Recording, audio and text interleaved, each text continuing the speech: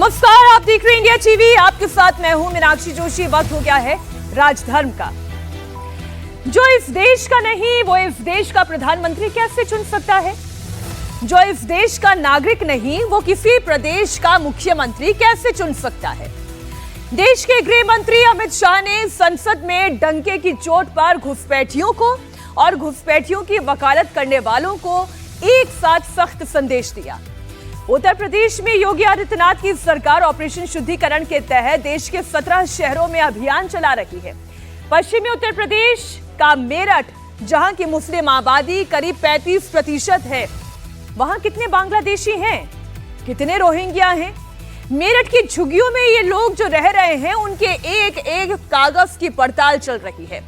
मऊ और बांदा में operation torch चल रहा है। रात के अंधेरे में कानून की रोशनी में घुसपैठियों की पहचान की जा रही है। योगी 10 लाख घुसपैठियों को डिटेक्ट, डिटेन और डिपोर्ट करने की रणनीति पर काम कर रहे हैं। बाद में फिर गिनती होगी कि कितने आधार कार्ड और किसने नहीं दिए, ये ध्यान रखिएगा आप लोग। सब निकल के अपने अपने आधार कार्ड लेगा। एक भी अवैध घुसपैठियों को इस देश में हम वॉचिंग। डिटेक्ट मतलब ढूंढो, डिलीट करो, मतदाता सूची में नाम काटो और उनको डिपोर्ट करो। डिटेक्ट, डिलीट और डिपोर्ट, बांग्लादेशी और रोहिंग्या घुसपैठियों पर अब यही फॉर्मूला लागू होगा और इसे लेकर यूपी से लेकर बंगाल और बांग्लादेश तक खलबली मची है। अमित शाह ने जो संसद में कहा, यूपी में योगी वही कर रहे हैं। संसद में शाह ने जो ब्लूप्रिंट बताया, यूपी में उसी पर ही इम्प्लीमेंट हो रहा है। बाद में फिर गिनती होगी कि कितने आधार कार्ड और किसने नहीं दिए, ये ध्यान रखिएगा आप लोग। ये तस्वीर उत्तर प्रदेश के मेरठ की है, जहां झुग्गी झोपड़ियों में घुसपैठियों की तलाश की जा रही है। झुग्गियों में रहने वाले अवैध बांग्लादेशियों की पहचान की जा रही है, उनके आधार कार्ड चेक किए जा रहे हैं। घर में कितने लोग हैं? हमारे घर में 2 लोग यहाँ रहते हैं, बाकी परिवार वाले कहाँ रहते हैं? गाँव में। कौन सा बोंगी गाँव? हमारा बोलपरा है। घर वाले कहाँ हैं? सब सब निकल के अपने अपने आधार कार्ड लेगा। 15 दिन के करीब हो गए गाँव गए। अच्छा, गाँव गए हुए, फिर कब आएंगे ये लोग? इनका गारंटी नहीं है, एकदम से गए। दूसरे आ जाते हैं, ये जाते हैं, दूसरे आ जाते हैं। मेरठ में अब तक 6500 से ज्यादा घुसपैठियों के आधार कार्ड जमा किए गए हैं। उनके पहचान पत्रों का वेरिफिकेशन किया जा रहा है। इस दौरान कई घुसपैठिए झुग्गी छोड़कर भाग चुके हैं। करीब ऐसी 52 स्थान हमने चेक किए हैं, जिनमें 6500 के करीब लोग के आधार कार्ड लिए गए हैं और उनको रजिस्टर्स में दाखिल किया गया है। ये सभी लोगों के जो आधार कार्ड प्राप्त हुए हैं, इनको इनके मूल जनपद पर भेजकर वहां से सत्यापित करवाया जा रहा है। जी, ये प्रकाश में आया है कि इस दौरान कई लोगों ने अपना स्थान बदल लिया है और अपने मूल स्थान जहां पर कि वो निवास कर रहे थे अवैध कॉलोनियों में, अवैध बस्तियों में, वहां पर से वो छोड़कर चले गए हैं। तो इसको हम दोबारा सत्यापित करवा रहे हैं। यूपी के मेरठ में ही नहीं बल्कि लखनऊ, मऊ, बांदा समेत 17 नगर निकायों में वेरिफिकेशन ड्राइव चलाया जा रहा है। घुसपैठियों की पहचान की जा रही है। यूपी के मऊ में ऑपरेशन टॉर्च चलाया जा रहा है, क्योंकि दिन के उजाले में तो घुसपैठिए झुग्गियों से भाग जाते हैं, इसलिए रात के अंधेरे में उनकी तलाश की जा रही है। मऊ पुलिस रात के अंधेरे में टॉर्च लेकर झुग्गियों में पहुंच रही है, उनके दस्तावेज चेक कर रही है और जिनके डॉक्यूमेंट नहीं है, उनके परिजन और परिचितों से फोन पर पुलिस उनका डिटेल खंगाल रही है। बताओ भाई, बिहार कहाँ के रहने वाली हो? अरे तो हमको पूरा फोटो कॉपी निकाले खातिर देले ना, तभी तो देले ना। अरे भाई, और तो कुछ कार्ड होगा और राशन कार्ड होगा और ये होगा। कहाँ का? सीतामढ़ी का? मुजफ्फरपुर। मुजफ्फरपुर किसी का नंबर है तुम्हारे घर का?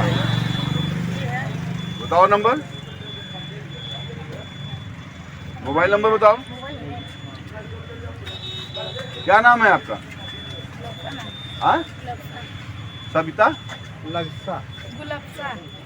गुलक्सा।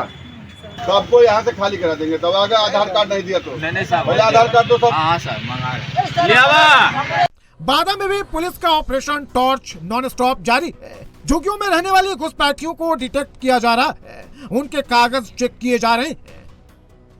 बताया जा रहा है कि अकेले यूपी के अंदर बांग्लादेशी और रोहिंग्याओं का आंकड़ा 10 लाख से ज्यादा है और योगी ने इन्हें बाहर निकालकर बांग्लादेश भेजने का आदेश दिया है।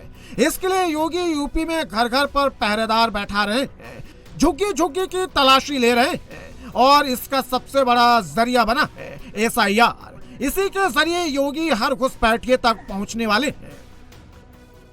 SIR से पहले यूपी में 15 करोड़ 44 लाख 30 हजार 92 वोटर थे। इसके लिए चुनाव आयोग ने 15 करोड़ 43 लाख 96 हजार 289 फॉर्म बांटे। 10 दिसंबर तक 15 करोड़ 28 लाख 88 हजार 273 फॉर्म डिजिटाइज किए जा चुके हैं। SIR का 99% काम पूरा हो चुका है, यानी योगी की वेरिफिकेशन ड्राइव फुल फोर्स में चल रही है। योगी पाताल से भी बांग्लादेशियों को ढूंढ निकालेंगे और विरोधियों को ये बात अच्छे से समझ आ चुकी है।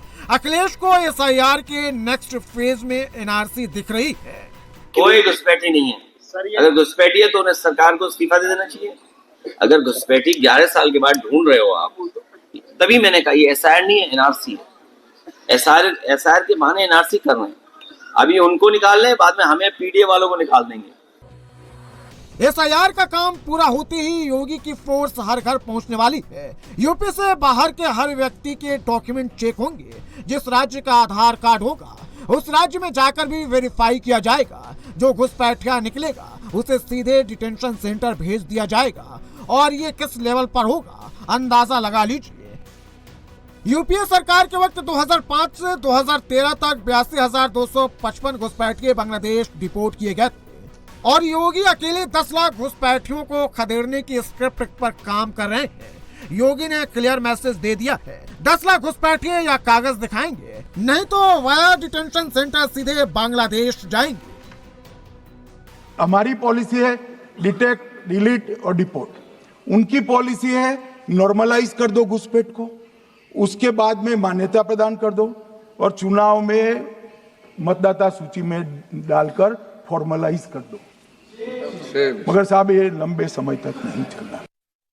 जो भी है आपके पास लेके आइए, आप सभी का सत्यापन किया जा रहा है। आप लोग यहाँ के निवासी हैं या अन्य जगह के, उसके विषय में पुलिस द्वारा सभी लोग के जांच किया जा रहा है। एक फॉर्म है, वो फॉर्म भरा जाएगा। आप लोग अपनी ID लेके आइए बाहर। योगी की फोर्स डॉक्यूमेंट देख रही है, लिस्ट बना रही है। ऐसी ही लिस्ट बीजेपी भी बना रही है। यह लिस्ट बनाना क्यों जरूरी है, बांग्लादेशी और रोहिंग्या पर यूपी में घमासान क्यों मचा है, उसे एक नंबर से समझिए।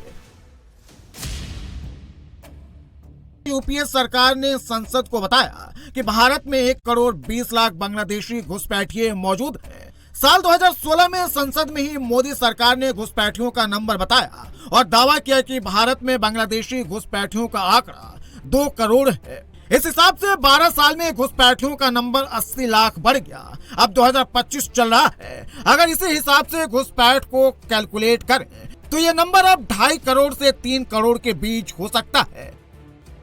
यह सिर्फ बांग्लादेशी घुसपैठियों का नंबर है। अगर इसमें रोहिंग्याओं को ऐड करेंगे तो आंकड़ा और ज्यादा बढ़ जाएगा, जो यूपी से लेकर राजस्थान तक, असम से लेकर मुंबई तक, बंगाल से लेकर हैदराबाद तक फैले हुए हैं। सवाल यह कि भारत में घुसपैठिए कहां से आते हैं, भारत में इनके डॉक्यूमेंट्स कैसे बन जाते हैं, भारत के अंदर घुसपैठियों को पनाह कौन देता है, यूपी में आखिर 10 लाख घुसपैठियों की एंट्री कैसे हो गई, आज इसकी पूरी पिक्चर आपको बताएंगे। सबसे पहले बांग्लादेश से सटा भारतीय बॉर्डर देखिए। बांग्लादेश से पश्चिम बंगाल का 2217 किलोमीटर लंबा, असम का 267, मेघालय का 443, त्रिपुरा का 856 और मिजोरम का 318 किलोमीटर लंबा बॉर्डर लगता है। ये इंडिया का सबसे लंबा इंटरनेशनल बॉर्डर है। इसी बॉर्डर पर घुसपैठ का सबसे बड़ा रूट पश्चिम बंगाल, असम, मेघालय को माना जाता है। बांग्लादेश से घुसपैठ सबसे ज्यादा पश्चिम बंगाल के रास्ते होती है। इसके लिए पूरा गैंग बना हुआ है जो बांग्लादेश से लाने, फर्जी डॉक्यूमेंट्स बनवाने और किसी शहर में सेटल करने तक का काम देखते हैं। यह गैंग कई मॉड्यूल के अंदर बटा हुआ है। इसका एक सिरा बांग्लादेश से जुड़ा होता है और बाकी सिरे इंडिया में रहकर काम करते हैं। घुसपैठ गिरोह का पहला मॉड्यूल बांग्लादेश में होता है। इस मॉड्यूल का काम उन लोगों को आइडेंटिफाई करना होता है जो कमाने के लिए भारत जाना चाहते हैं या किसी मजबूरी के चलते बांग्लादेश छोड़ना चाहते हैं। वो इन लोगों से मोटी रकम लेकर अवैध तरीके से बॉर्डर क्रॉस करा देते हैं, डंकी रूट से भारत की सीमा तक पहुंचाते हैं। बांग्लादेश से आए घुसपैठिए भारत में एंटर करते ही सबसे पहले भारत में मौजूद अपने एजेंट से कांटेक्ट करते हैं और इसी एजेंट को मॉड्यूल नंबर 2 माना जाता है। यह बांग्लादेशी एजेंट के कांटेक्ट में भी होता है। भारत में मौजूद मॉड्यूल नंबर 2 घुसपैठियों को बॉर्डर से लेकर पास के किसी रेलवे स्टेशन, बस स्टैंड तक पहुंचाता है। यहां से घुसपैठियों को या तो कुछ दिन ग्रामीण इलाकों में रखा जाता है या फिर कोलकाता भेज दिया जाता है। जैसे ही घुसपैठिए कोलकाता पहुंचते हैं, घुसपैठ गैंग का मॉड्यूल नंबर 3 एक्टिवेट हो जाता है और यहीं से अलग अलग राज्यों में घुसपैठ का ब्लूप्रिंट तैयार होता है। कोलकाता में मौजूद मॉड्यूल नंबर 3 घुसपैठ को दिल्ली, यूपी, महाराष्ट्र, राजस्थान, गुजरात की ट्रेन में बैठा देता है। घुसपैठिए अलग अलग ट्रेन के जरिए अलग अलग स्टेट में पहुंच जाते हैं। अलग अलग राज्य में पहुंचते ही घुसपैठियों की मीटिंग आखिरी एजेंट से होती है। ये एजेंट ही घुसपैठ में सबसे की रोल अदा करते हैं। मॉड्यूल नंबर 4 आखिरी पड़ाव पर पहुंचे घुसपैठिए के रहने का इंतजाम करता है। किसी झुग्गी झोपड़ी या कच्ची बस्ती में सेफ जगह दिलाता है। कूड़ा बिन्ना, चौकीदारी, ईंट भट्टा, मजदूरी जैसे छोटे मोटे काम दिलाता है। शुरुआत में सारे घुसपैठिए छोटे मोटे काम करते हैं, लेकिन कुछ दिन बाद ही इनके फर्जी दस्तावेज तैयार कर दिए जाते हैं। कुछ पैसे लेकर फर्जी आधार कार्ड, वोटर आईडी कार्ड बना दिया जाता है, बैंक अकाउंट खोल दिया जाता है और ये लोग आम भारतीय की तरह रहने लगते हैं। अब इनका आधार चेक करिए, आधार इनके बने हैं वो आधार नकली है या असली है, ये चेक करना बहुत जरूरी है। ये बहुत जरूरी है। मुझे लगता है कि पूरे लखनऊ शहर में जहां जहां मैंने जांच की है, बबरेटा गांव ही बताते हैं। तो बबरेटा गांव के जब मैंने गूगल सर्च किया तो बहुत बड़ी जनसंख्या नहीं है, बॉर्डर पे लगा छोटा सा गांव है, लेकिन वहीं का सब आधार बन करके यहाँ आए, तो इसकी जांच करना बहुत जरूरी है।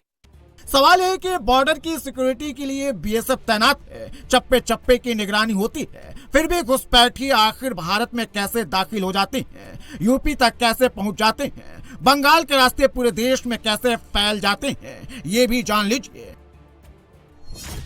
भारत बांग्लादेश के बीच कुल बॉर्डर 4096.7 किलोमीटर लंबा है। इनमें से 3232.7 किलोमीटर बॉर्डर की फेंसिंग हो चुकी है। पश्चिम बंगाल में 2216.7 किलोमीटर बॉर्डर पर 1647.7 किलोमीटर की फेंसिंग हो चुकी है। असम में 267.5 किलोमीटर लंबे बॉर्डर पर 201.5 किलोमीटर तक तारबंदी हो चुकी है। त्रिपुरा में 256 किलोमीटर लंबे बॉर्डर की पूरी फेंसिंग हो चुकी है। ये इलाका पूरी तरह से सेफ हो चुका है। मेघालय में 443 किलोमीटर लंबे बॉर्डर में से 367 किलोमीटर इलाके में तार लग चुके हैं। घुसपैठ हो रही है भारत बांग्लादेश की सीमा से। वहां पर कुल 2216 किलोमीटर बॉर्डर है। इसमें से 1653 किलोमीटर बॉर्डर बन चुकी है। अब 563 कहां बाकी रही है मान्यवर मालूम है? केवल और केवल एक राज्य बंगाल। आसाम का पूरा हो गया, मेघालय का पूरा हो गया, त्रिपुरा का पूरा हो गया, जम्मू कश्मीर का पूरा हो गया, पंजाब का पूरा हो गया, राजस्थान का पूरा हो गया, गुजरात का पूरा हो गया, खाली बंगाल का बाकी रखा। बॉर्डर के जिन इलाकों में अभी तक तारबंदी नहीं हो सकी है, उनमें से ज्यादातर वो इलाके हैं जहां नदी नाले हैं या फिर वो इलाका है जहां फेंसिंग को लेकर अभी जमीन का अधिग्रहण नहीं हो सका है। अकेले बंगाल में 112 किलोमीटर का वो एरिया है जहां पर नदी नाले की वजह से फेंसिंग नहीं की जा सकती। बांग्लादेश में बैठे दलाल इसी रूट को घुसपैठ के लिए यूज करते हैं। पहाड़, नदी नाले पार कराकर लोगों को भारत पहुंचा देते हैं। मैं पूछना चाहता हूं कि घुसपैठ होकर सबसे पहले घुसपैठिया कहां आता है? कहां आता है? तो गांव में आता है। पटवारी को मालूम नहीं पड़ता, गांव के थाने वाले को मालूम नहीं पड़ता। इसकी मतदाता सूची में नाम डालने के लिए आधार कार्ड कहां बनता है? वहीं बनता है। उसका राशन कार्ड कहां बनता है? बंगाल में बनता है। और मतदाता सूची में कौन सी मतदाता सूची में ऐड होता है? तो बंगाल में होते। आपकी कोई जिम्मेदारी नहीं है। मान्यवर, ये देश के भविष्य और सुरक्षा के साथ खिलवाड़ कर रहे। कभी कभार चुनाव तो जीत जाओगे घुसपैठियों के आधार पर, परंतु इस देश की सुरक्षा को आप ताक पर रखो। ज्यादातर बांग्लादेशी घुसपैठिए मालदा, 24 परगना, मुर्शिदाबाद, दिनेशपुर, छपली जैसे इलाकों से भारत में एंट्री लेते हैं। कुछ तो फर्जी कागजात के जरिए इन्हीं इलाकों में सेटल हो जाते हैं और ज्यादातर यूपी, बिहार, झारखंड, महाराष्ट्र जैसे इलाकों में आ जाते हैं। घुसपैठिए इन इलाकों में भी वो शहर या वो बस्ती चुनते हैं जहां मुसलमानों की आबादी ज्यादा हो। कई इलाकों में तो घुसपैठ की वजह से डेमोग्राफी पूरी तरह से बदल चुकी है। एग्जाम्पल से समझिए, 1961 में मुर्शिदाबाद जिले के अंदर 44.1% हिंदू और 55.9% मुसलमान आबादी थी। 2011 में इसी जिले के अंदर हिंदू आबादी घटकर 33.2% पर पहुंच चुकी है, जबकि मुसलमान आबादी 66.3% है। मैं मेरे मन से मानता हूं, मेरे पार्टी के सिद्धांत तो है ही, मगर मैं मानता हूं कि जनसांख्यिकी में इतना बड़ा परिवर्तन देश के लिए बहुत बड़ा खतरा है। यह देश एक बार जनसांख्यिकी के आधार पर बढ़ चुका है और हम नहीं चाहते कि आने वाली पीढ़ी ये देश के भी बंटवारे दिखे। इसलिए ये बहुत जरूरी है कि इस देश से घुसपैठ को रोकना पड़ेगा। पश्चिम बंगाल में घुसपैठियों की पहचान की जा रही है, लेकिन ममता बनर्जी SIR के खिलाफ बंगाल में घूम घूमकर प्रोटेस्ट कर रही है। 3 दिसंबर को मालदा में, 4 दिसंबर को मुर्शिदाबाद में, 9 दिसंबर को कूच बिहार में मार्च निकाल चुकी हैं और अब कल यानी 12 दिसंबर को नादिया में वोटर वेरिफिकेशन के खिलाफ महारैली को संबोधित करेंगी। ममता बनर्जी SIR को बीजेपी की सोची समझी राजनीति साजिश बता रही हैं। इमोशनल कार्ड खेल रही हैं कि अगर SIR रोकते तो बंगाल में राष्ट्रपति शासन लग जाता। ममता बनर्जी ने ऐलान किया है कि पश्चिम बंगाल में कोई डिटेंशन कैंप नहीं बनाने दूंगी और ना ही किसी को बांग्लादेश जाना होगा। लेकिन बीजेपी ममता बनर्जी पर अटैकिंग मोड में है। बीजेपी का कहना है कि कोई भी घुसपैठिया नहीं बचेगा। ममता सिंगल डिजिट में पहुंच जाएंगी। भाषण दे रहा है, चुनाव का माहौल बना रहा है। चुनाव हो, ठीक है, कौन बर्बाद करेगा? जनता को पता चल गया, जनता को पता चल गया। इसलिए fake voter, double entry voter, death voter और बांग्लादेशी जो घुसपैठिया है उनको संरक्षण देने के लिए ममता बनर्जी SIR के खिलाफ आंदोलन कर रहा है। SIR के खिलाफ आंदोलन कर रहा है। जनता ही इसकी सही उत्तर देगा। Fresh voter list and fair and fearless चुनाव ये होगा तो बंगाल में ममता बनर्जी को कोई चांस ही नहीं है, सिंगल डिजिट में आ जाएगा। यूपी में घुसपैठियों में खौफ है, लेकिन बंगाल में हिंदू बेटियों के दुश्मन चैन की बंसी बजा रहे हैं। हालात तो ये हैं कि संदेश खाली के आई विटनेस पर सरेआम ट्रक चढ़वा दिया गया ताकि वो कोर्ट न पहुंच सके। संदेश खाली में CBI टीम पर हुए हमले के गवाह की जान लेने की कोशिश हुई है। देखने में भले ही ये हादसा लगे, लेकिन ड्राइवर का फरार होना, TMC से जुड़ा होना शक को और गहरा करता है। क्या संदेश खाली के नाम पर बंगाल में सियासत का नया चैप्टर शुरू होने जा रहा है? इसे समझने के लिए देखना होगा आपको ये रिपोर्ट।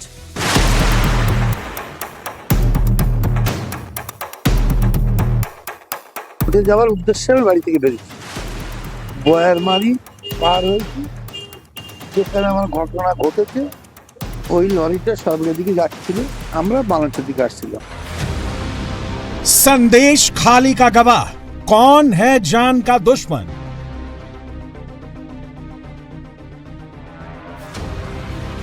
जेल में बैठा शाहजहां, वहीं से साजिश को अंजाम।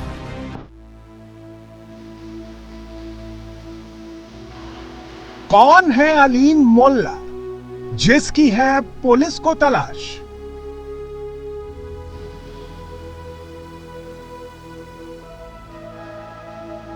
पेट्रोल पंप के सामने से एक कार गुजरते हुए नजर आ रही है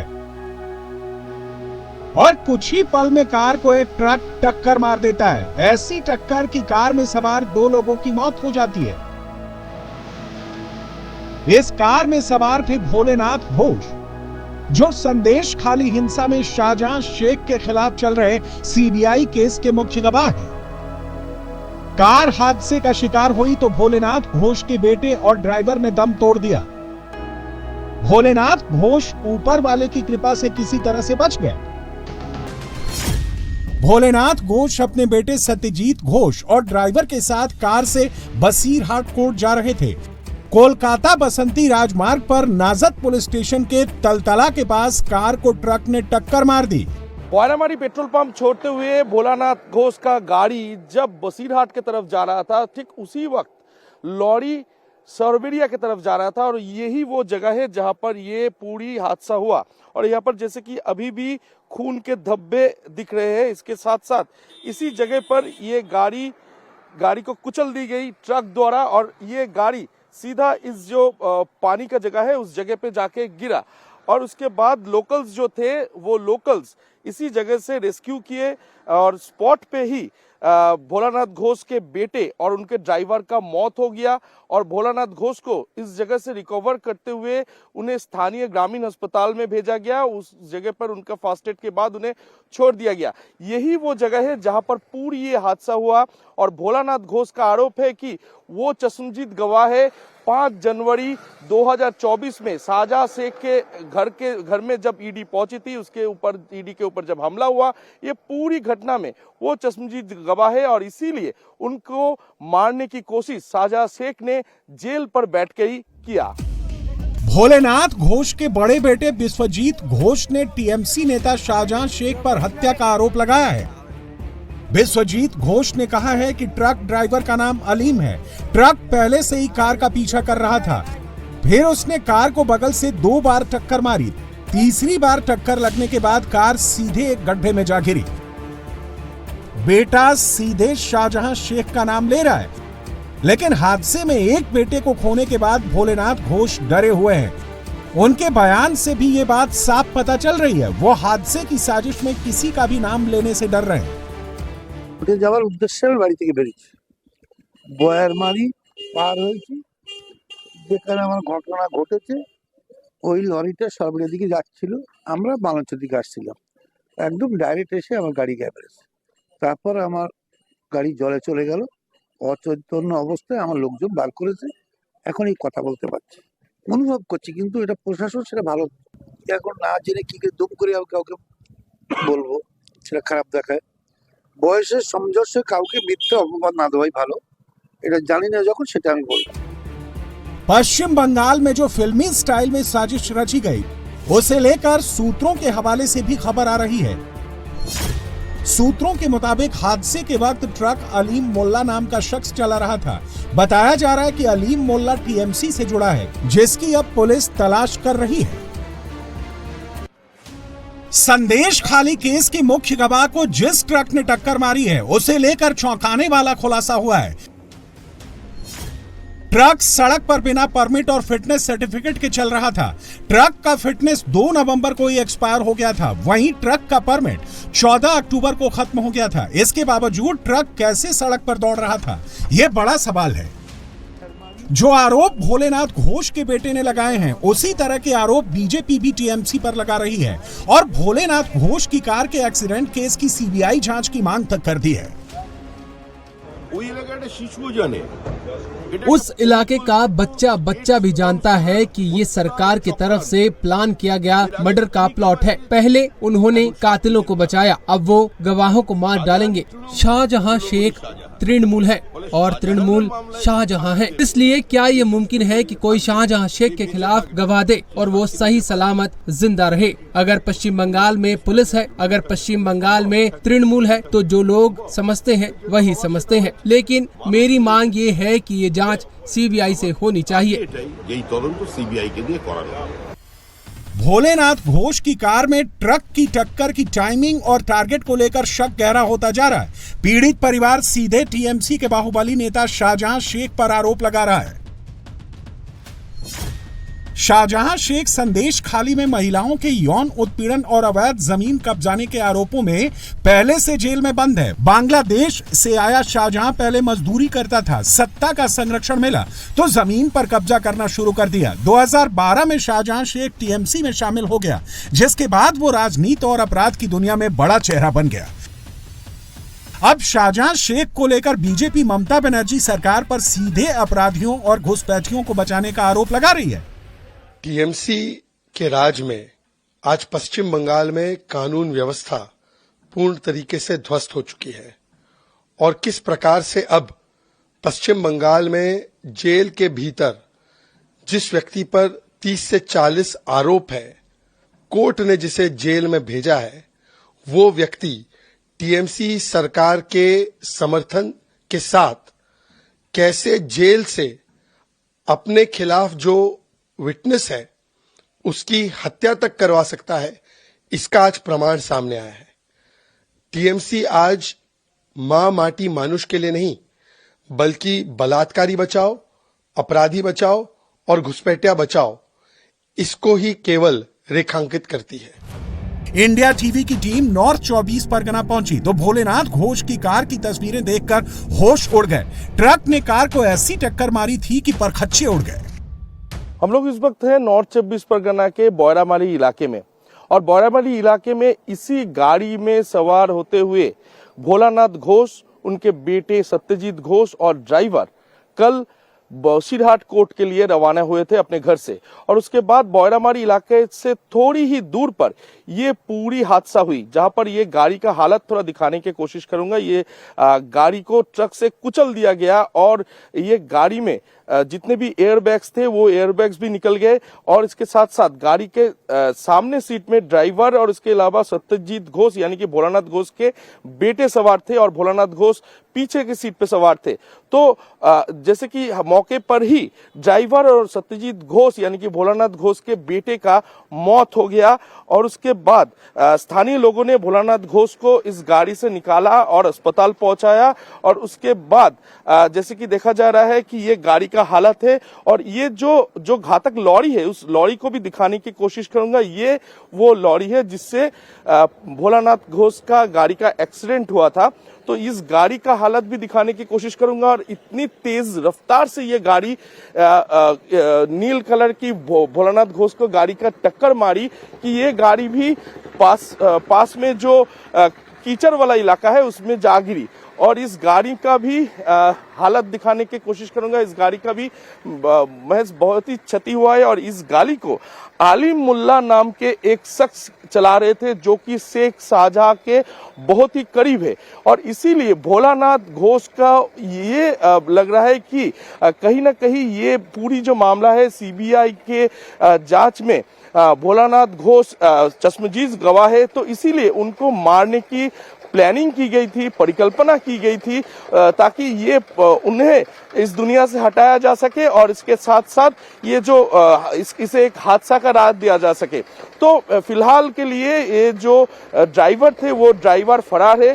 पुलिस उसकी जांच में जुटी हुई है कि ये ड्राइवर आखिर कहां भागे और इसके साथ साथ क्या इसके पीछे शेख शाहजहां जेल से ही बैठ के पूरी प्लानिंग किया, इसी बात पर फिलहाल पुलिस जांच पड़ताल कर रही है। यह हादसा था या साजिश, ये तो जांच के बाद ही पता चलेगा। लेकिन पश्चिम बंगाल में टीएमसी के संरक्षण में जो कुछ होता रहा है उसे देखते हुए शक होना लाजमी है। बाकी ट्रक ड्राइवर की गिरफ्तारी के बाद ही साजिश के सारे राज खुलेंगे, जिससे बंगाल की सियासत में नई लड़ाई की शुरुआत होना तय है। सवाल तो पाकिस्तान पर भी है, जिसके अब 12 टुकड़े होने वाले हैं। चौतरफा घिर चुका जनरल मुनीर खुद को बचाने के लिए मुल्क के 12 टुकड़े करने जा रहा है। पाकिस्तान के मंत्री लोगों के बीच इसका ऐलान कर रहे हैं। पाकिस्तान में पंजाब से सिंध, खैबर पख्तूनख्वा से लेकर बलूचिस्तान तक मुनीर के खिलाफ 4 धुरंधर फौजों का बड़ा चैलेंज सामने आ गया है। पाकिस्तान में अब एक नया गृह युद्ध शुरू होने जा रहा है। इसकी स्क्रिप्ट अपनी होशियारी से खुद मुल्ला मुनीर ने तैयार की है। ਤੁਸੀਂ ਆਪਣੇ ਪੰਜਾਬ ਦੇ ਵਿੱਚ 3 ਜਾਂ 4 ਸੂਬੇ ਬਣਾਓ ਔਰ ਉਹ ਸਾਰਿਆਂ ਦਾ ਨਾਮ ਪੰਜਾਬ ਰੱਖੋ। ਇਸੇ ਤਰ੍ਹਾਂ ਕੇਪੀ ਦਾ ਇਸੇ ਤਰ੍ਹਾਂ ਬਲੋਚਿਸਤਾਨ। पाकिस्तान के अब 12 टुकड़े होने वाले हैं। नाकाम मुनीर ने सुसाइडल प्लान बना लिया है। खुदा की कसम, लोग उनको जाके उनके घरों में घुस ये पाकिस्तान का टुकड़े होंगे अगर खुदा न खास्ता अगर आपने ये काम किया तो कौम आपको माफ नहीं करेगी। पाकिस्तान में एक नए गृह युद्ध की शुरुआत होने वाली है।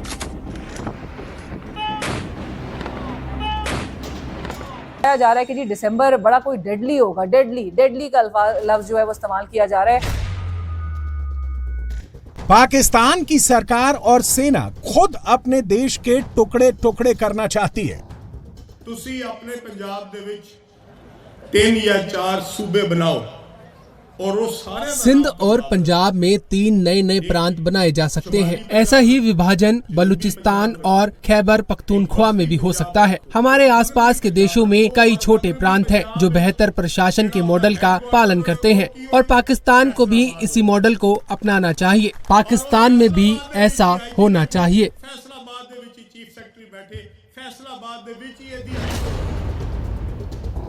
यह पाकिस्तान के संचार मंत्री अब्दुल अलीम खान है, जिन्होंने कहा है कि पाकिस्तान अब छोटे छोटे 12 टुकड़ों में बढ़ जाएगा। कहा जा रहा है कि इस फैसले पर पाकिस्तान की सरकार और सेना के बीच फाइनल बातचीत हो चुकी है। दरअसल पाकिस्तान के टुकड़े करने का ओरिजिनल आइडिया पाकिस्तान के आर्मी चीफ आसिम मुनीर का है। मुनीर अपने खिलाफ लगी आग को बुझाने के लिए टुकड़े टुकड़े प्लान बना रहा है। मुनीर चाहता है कि पाकिस्तान में चौतरफा विद्रोह को बांटने के लिए पाकिस्तान के लोगों को छोटे छोटे प्रांतों में बांट दिया जाए। बलूचिस्तान हो या केपीके या सिंध या पीओके, हर जगह मुनीर के खिलाफ मोर्चाबंदी है। मुनीर के खिलाफ धुरंधरों के फ्रंट को समझ लीजिए। पहले धुरंधर हैं बलोच बागी, इनका राज पूरे बलूचिस्तान में है। दूसरे हैं टीटीपी या पाकिस्तानी तालिबान, इनका राज अफगानिस्तान सरहद से सटे इलाकों में है। तीसरे धुरंधर हैं इमरान खान और उनके पठान, जिनका खैबर पख्तूनख्वा में राज चलता है। और चौथे धुरंधर हैं सिंध बागी। सारे धुरंधरों ने पंजाब में छिप कर बैठे मुनीर को घेर लिया है। अजीज़, जब गीदड़ की मौत आती है तो वो शहर की तरफ दौड़ता है। आसिम मुनीर भी शदीद पैनिक कर रहा है और पाकिस्तान की फौज जो है वो भाग रही है। सबूत हम आपके सामने रखने जा रहे हैं। एक बहुत बड़ा अटैक 150 के करीब फौजी रिपोर्ट्स के मुताबिक बागियों ने हमला किया इनके ऊपर। पूरे का पूरा इनसे हेडक्वार्टर लेके तहस नहस और बर्बाद कर दिया गया है।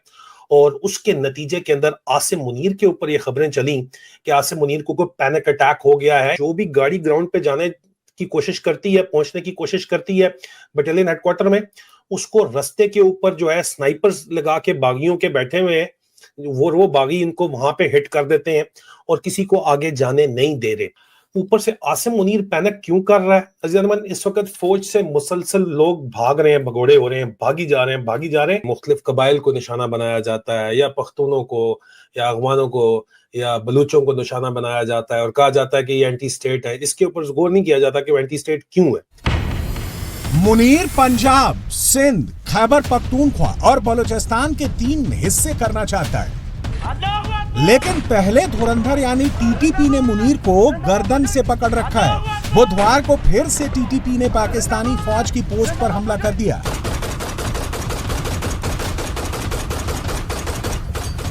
खैबर पख्तूनख्वा का सीएम बंदूकों और हथियारों की नुमाइश करता रह गया और तालिबानियों ने तोप के साथ ये ऐलान कर दिया कि पाकिस्तान को सच्चा मुसलमान बनाकर रहेंगे।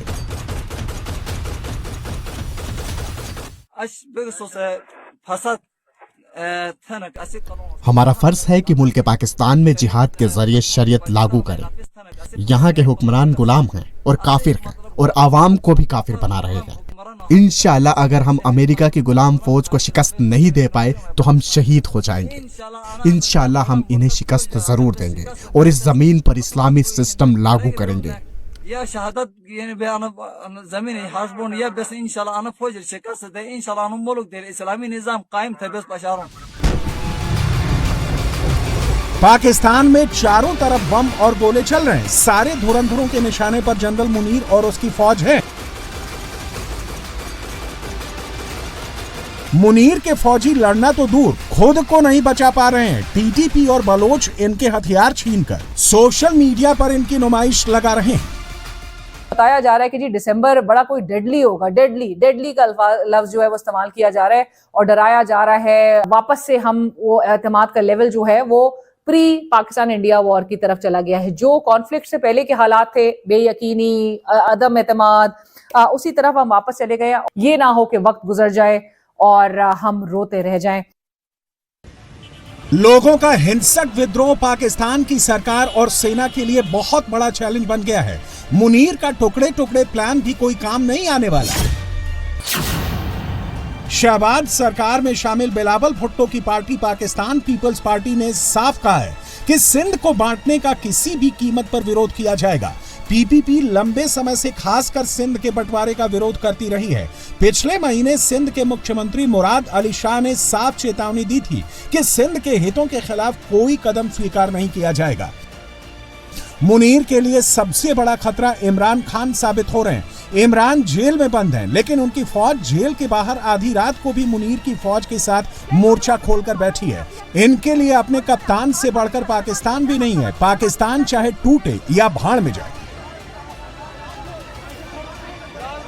और सुन ले ये बात, अगर इमरान खान के साथ भुट्टो वाला सलूक हुआ तो जिस तरह ये राना सनाउल्लाह और जिस तरह की बकवास कर रहे हैं, खुदा की कसम लोग उनको जाके उनके घरों में घुस के, जिस तरह अलीमा खान ने कहा था, उनको ये मैं आपको कह सकता हूं कि पाकिस्तान जो उस वक्त टूट जाएगा। ये मैं बार बार पहले भी चैनल पे कह चुका हूं। पाकिस्तान को मत तोड़ो। शेख मुजीब को आपने गद्दार बनाया, वो गद्दार नहीं था, वो फातिमा जिन्ना के साथी था। ये पाकिस्तान का टुकड़े होंगे अगर खुदा न खास्ता अगर आपने ये काम किया तो कौम आपको माफ नहीं करेगी। मैं ये नहीं कहता किसी के मुनीर भी या दूसरे तीसरे की। ये भी मजे की बात है कि पाकिस्तान के 2 टुकड़े करके बांग्लादेश बनाने वाले शेख मुजीबुर रहमान को इमरान खान अपना आइडियल मानते हैं।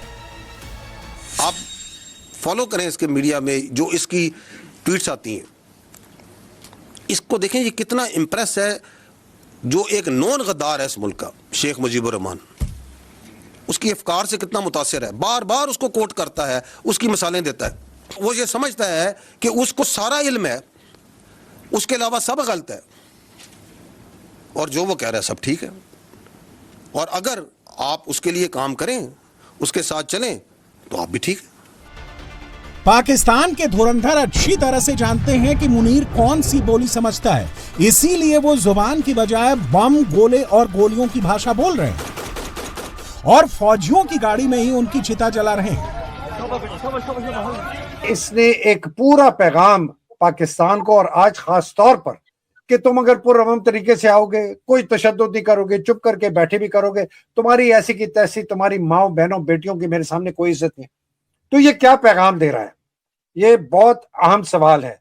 क्या पैगाम दे रहा है? ये पैगाम दे रहा है पाकिस्तान की अवाम को कि तुम्हारे पास अब कोई ऑप्शन नहीं है, या मेरी बात मान लो और चूंटियों की तरह और ये बिल्कुल एक गुलामों की तरह मेरे अंडर जमीन जिंदगी गुजारो, या हथियार उठा लो।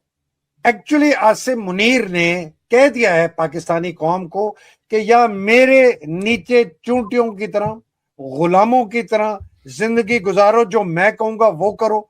जिसकी माँ बहन बेटी को उठाना होगा मैं उठाऊंगा, जिसकी इज्जत लिटवानी होगी मैं उठवाऊंगा। तो आप क्या पैगाम दे रहे हैं? आप पैगाम दे रहे हैं कि या तो मान लो ये सारी चीजें, या भाई आना है तो आ जाओ, हमारे साथ में जंग कर लो, जिस तरह तो उठा लो हथियार। तो पाकिस्तानी कौम मेरा ख्याल है उस तरफ जा रही है। खास तौर पर केपी का जो नौजवान है जिसके पास बहुत हथियार है, वो उधर चली जाएगी। और क्यों जाएगी? कि इसलिए आसिम मुनीर ने उनको रास्ता दिखाया है। सोचने वाली बात यह है, सारे धुरंधर जब मुनीर के किले रावलपिंडी के रास्ते पर उतर जाएंगे तो मुनीर खुद को कैसे बचाएगा? और मुनीर शायद इसी खौफ में टुकड़े टुकड़े प्लान बना रहा है, अपने हेडक्वार्टर में बंकर खुदवा रहा है।